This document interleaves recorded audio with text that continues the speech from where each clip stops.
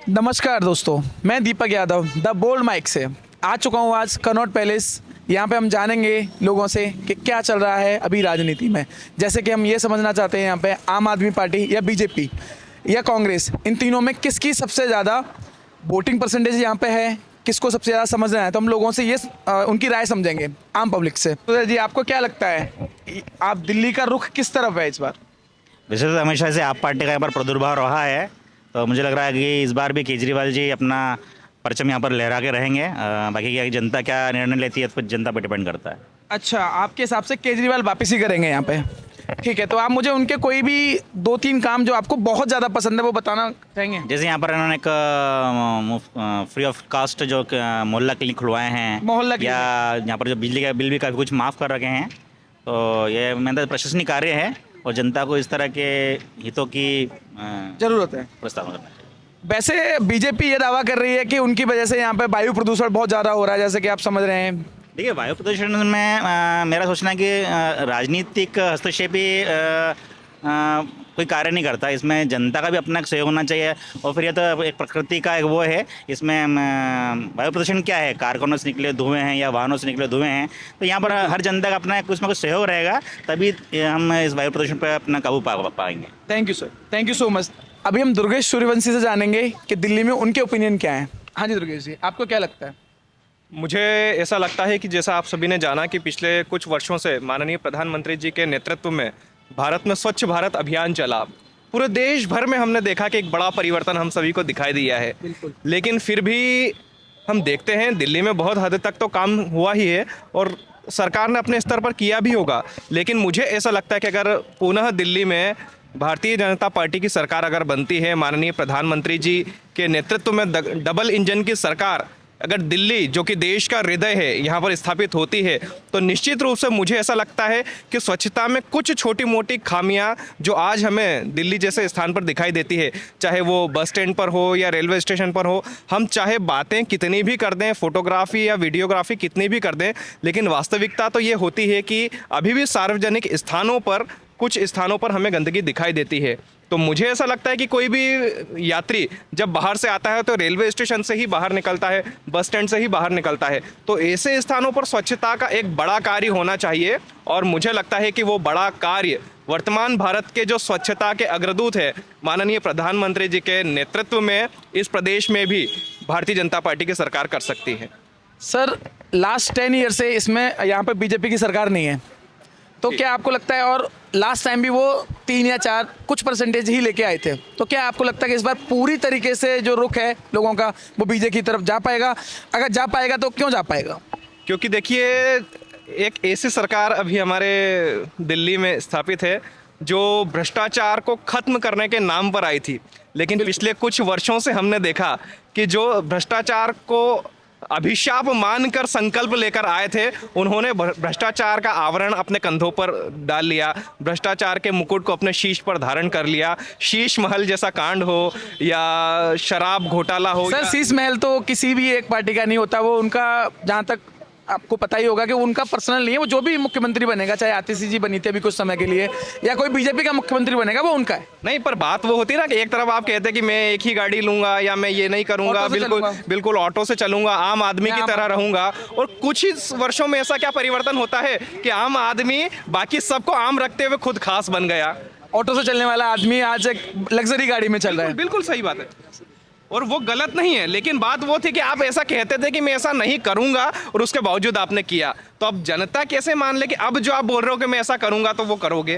Thank you so much Durgesh ji. बहुत यहाँ पे वापस से आम आदमी की पार्टी सरकार आएगी या फिर बीजेपी इस बार बाजी मारेगी? सर, आम आदमी पार्टी की सरकार तो बिल्कुल हम उम्मीद नहीं कर सकते। जिस तरह से इस सरकार ने लोगों को बेवकूफ़ बनाया है और अब 2100 रुपये का जो ये लोगों को, औरतों को बेवकूफ़ बनाने का कार्य कर रहे हैं, बहुत ही गलत है। तो सर, बीजेपी 2500 रुपये की कर रही है, वो 2100 करे, 400 रुपये बीजेपी ज़्यादा दे रही है। सुनो, जो भी लालच, तो लालच बहुत बुरी चीज़ है, चाहे वो बीजेपी कर रही हो, चाहे कांग्रेस कर रही हो, चाहे वो आम आदमी पार्टी कर रही हो, चाहे बसों में। जब आपके अंदर क्वालिटी है, क्यों फ्री क्यों कर रहे हो आप? क्या मतलब है? सही क्या मतलब है?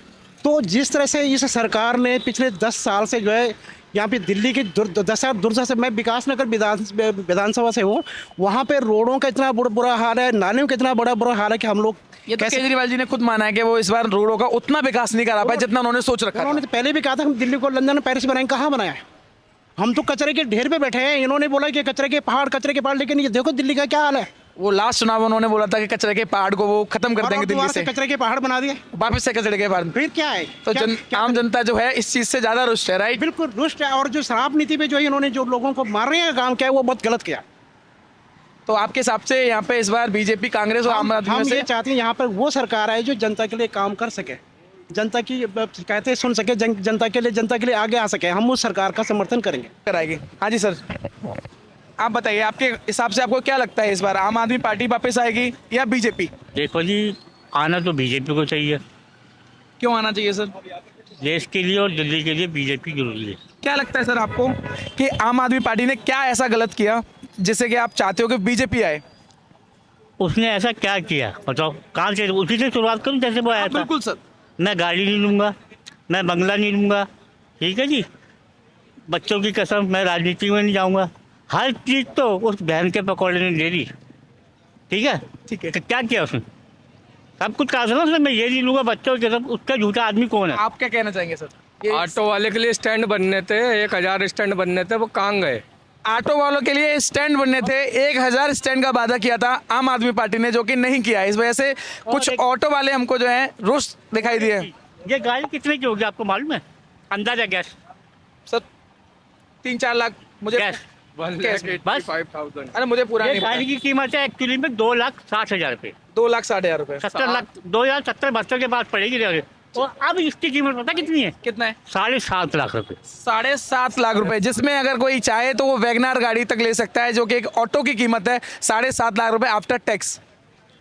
ब्लैक में ब्लैक में इतना ईमानदार था ना, इतना भ्रष्टाचार खत्म करने वाला होता ना, तो हर आदमी के पास, मेरे पे लाइसेंस बैच है, मेरे पे गाड़ी नहीं है, मैंने अप्लाई किया था, उसके बाद गाड़ी नहीं आई। ये रोजगार भी नहीं दे सकता।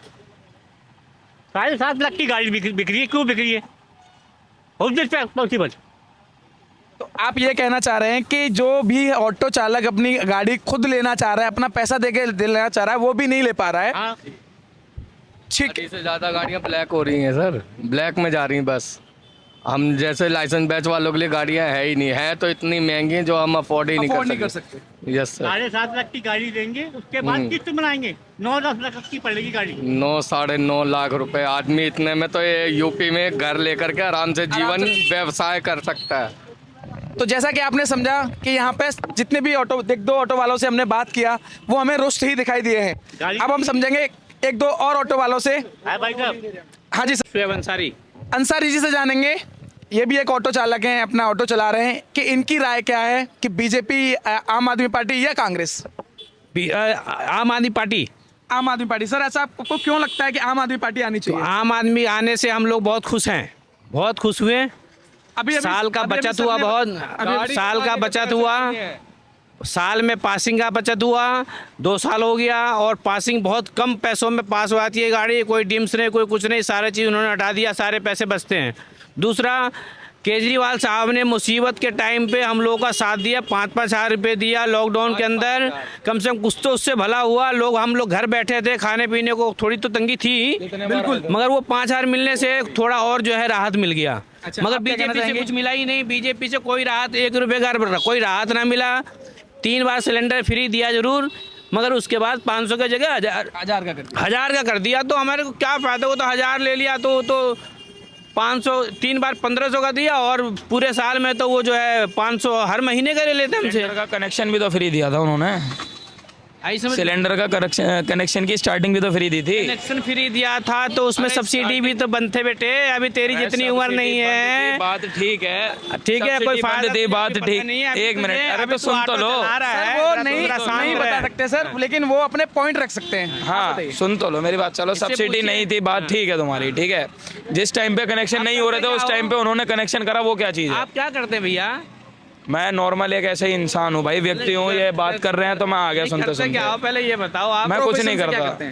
क्या करते हो आप? कुछ नहीं करता, अभी पढ़ाई कर रहा हूँ मैं, 12th क्लास में हूँ। हाँ अभी पढ़ाई कर रहे हो आप पढ़ाई तो नहीं कर रहे हो वाले की वर्दी पहन के पढ़ाई कर रहे हैं आप? हाँ वर्दी तो आपकी ऑटो की है। ऑटो वाले की वर्दी पहन के पढ़ाई कर रहे हैं आप सर? ये बताइए, ये उन्हीं के राज में चला रहे हैं गाड़ी, केजरीवाल जी के राज में, और देख लीजिए। और आप उन्हीं क्या कहना चाहेंगे? उन्हीं का बुराई कर रहे हैं, केजरीवाल के बुराई भी कर रहे हैं और देखो आज ऑटो भी चला रहे हैं। सपोर्टर हो गए अभी नहीं, 2 प्लस जहाँ BJP के तक supporter उन्होंने थे। अच्छा करा हम अच्छा भी बोलेंगे, जहाँ तक उन्होंने अच्छा करा हम अच्छा भी बोलेंगे, जहाँ बुरा करा तो बुरा भी बोलेंगे सर। बिल्कुल बिल्कुल हाँ। हमें निष्पक्ष रहना चाहिए। हाँ जी। जिसने जो काम अच्छा किया हमें अच्छा करना चाहिए, जो काम बेकार किया वो बताना चाहिए जनता को। सर आप क्या कहना चाहेंगे?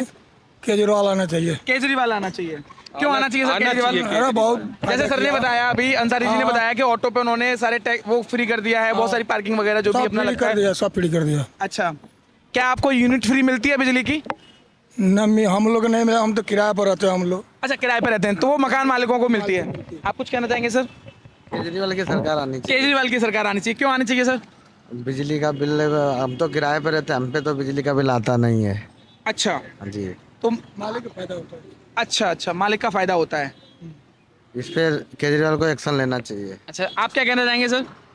केजरीवाल की जानी चाहिए, केजरीवाल आएगा? जानी चाहिए, जानी चाहिए सरकार। क्यों सर? क्योंकि 10 साल से वो लड़ाई झगड़े में लगे रहे। कौन आना चाहिए काम आपके कुछ हिसाब नहीं से? करना चाहिए, मोदी सरकार आनी चाहिए। मोदी सरकार आनी चाहिए। मोदी सरकार सर क्यों आनी चाहिए? क्यों काम होना चाहिए। मतलब ऐसा क्या काम आपको लगता है जो केजरीवाल जी ने नहीं किया है? ढंग से काम ही नहीं हुआ, 10 साल तक लड़ाई झगड़े में लगे रहे लोग। जैसे सर कोई भी एक काम, कोई भी एक उपलब्धि जो कि नहीं की है, या कोई भी एक बीजेपी की उपलब्धि जो वो बीजेपी आगे कर सकती है आप बताइए। बैटरी रिक्शे इन्होंने दुनिया भर के बढ़ा दिए, प्राइवेट गाड़ियाँ बढ़ा दी, हम लोगों का काम पीट दिया, मोटरसाइकिल लगा दी, प्राइवेट सवारियाँ ढो रहे, बाइक वाले, ओला उबर रैपिडो वाले सवारियाँ दो रहे। सारा काम हम लोगों का पीटा इन्होंने, सारा काम हम लोगों का पीटा है, और केजरीवाल कुछ नहीं कर रहे। केजरीवाल सबको रोजी रोटी दे दिया। आपको क्या लगता है कि आपके हिसाब से दिल्ली में इस बार बीजेपी आएगी या आम आदमी पार्टी?